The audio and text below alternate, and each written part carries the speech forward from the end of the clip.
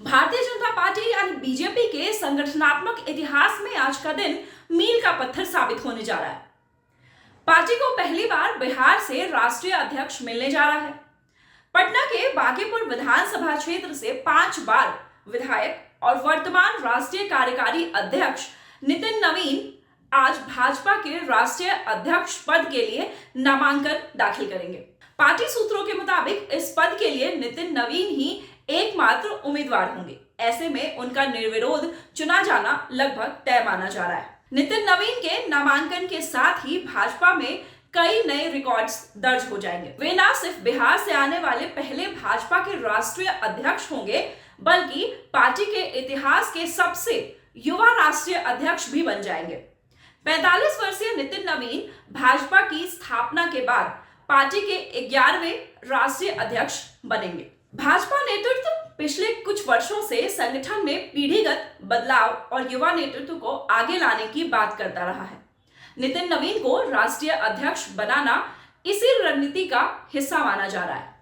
14 दिसंबर 2025 को जब उन्हें अचानक ही राष्ट्रीय कार्यकारी अध्यक्ष बनाया गया था, तभी से ये संकेत मिलने लगे थे कि पार्टी उन्हें अब स्थायी राष्ट्रीय अध्यक्ष की जिम्मेदारी सौंप सकती है। बिहार जैसे राजनीतिक रूप से अहम राज्य से राष्ट्रीय अध्यक्ष चुनना भाजपा के लिए एक रणनीतिक संदेश भी है।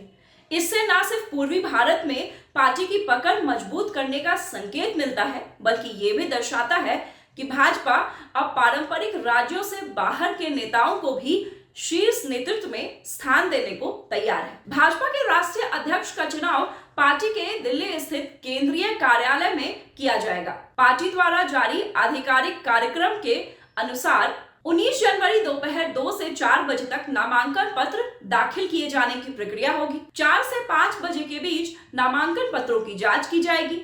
5 से 6 बजे के बीच नाम वापस लेने का समय तय किया गया है।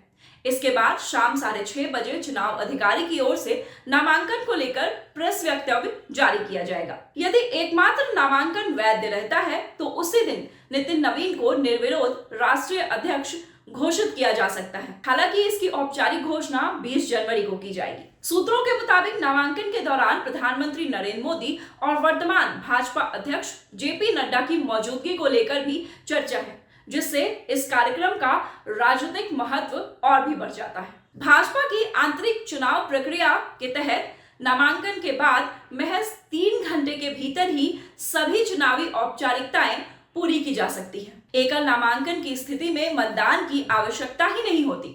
ऐसे में नितिन नवीन को उसी दिन कार्यकारी अध्यक्ष से पूर्णकालिक राष्ट्रीय अध्यक्ष घोषित किए जाने का रास्ता साफ नजर आ रहा है। अब जानते हैं कि आखिर भाजपा में राष्ट्रीय अध्यक्ष का चुनाव कैसे होता है। राष्ट्रीय परिषद द्वारा यह चुनाव किया जाता है। इस परिषद में पार्टी के करीब 5708 सदस्य शामिल होते हैं, जिनमें राष्ट्रीय परिषद के सदस्य और विभिन्न राज्यों की परिषदों के प्रतिनिधि शामिल होते हैं। ये प्रतिनिधि देश के 30 से अधिक राज्यों से आते हैं। हालांकि जब केवल एक उम्मीदवार मैदान में होता है, तब चुनाव प्रक्रिया औपचारिक ही रह जाती है और मतदान की जरूरत नहीं पड़ती। नितिन नवीन संगठन और सत्ता दोनों का अनुभव रखते हैं। नितिन नवीन को भाजपा का एक युवा, मजबूत और संगठनात्मक रूप से दक्ष नेता माना जाता है। वे दिवंगत भाजपा नेता और पूर्व विधायक नवीन किशोर प्रसाद सिन्हा के पुत्र हैं। राजनीति उनके लिए विरासत के साथ साथ संगठनात्मक तपस्या का भी परिणाम रही है। वे पटना के बांकीपुर विधानसभा क्षेत्र से 5 बार विधायक चुने जा चुके हैं। एनडीए सरकार बनने के बाद 2025 के विधानसभा चुनाव में उन्हें नीतीश कैबिनेट में मंत्री बनाया गया था। हालांकि राष्ट्रीय कार्यकारी अध्यक्ष बनाए जाने के बाद से उन्होंने मंत्री पद से अपना इस्तीफा दे दिया, जिससे यह साफ हो गया कि पार्टी उन्हें संगठन की बड़ी जिम्मेदारी देने जा रही है। उनके सामने बड़ी राजनीतिक चुनौतियां भी हैं। राष्ट्रीय अध्यक्ष के तौर पर नितिन नवीन के सामने अब कई अहम चुनावी चुनौतियां होंगी। आने वाले समय में पश्चिम बंगाल, असम, तमिलनाडु, केरल और पुडुचेरी के विधानसभा चुनाव होने वाले हैं। इनमें पश्चिम बंगाल, असम और तमिलनाडु भाजपा के लिए सबसे बड़ी चुनौती मानी जाती है। कार्यकारी अध्यक्ष रहते हुए ही नितिन नवीन ने राज्यों का दौरा कर संगठनात्मक गतिविधियों को तेज किया है। अब राष्ट्रीय अध्यक्ष बनने के साथ पार्टी का चुनावी प्रदर्शन काफी हद तक उनके रणनीतिक कौशल और संगठनात्मक फैसलों से जोड़कर देखा जाएगा। भाजपा नेतृत्व में 14 दिसंबर 2025 को नितिन नवीन को अचानक ही राष्ट्रीय कार्यकारी अध्यक्ष नियुक्त किया।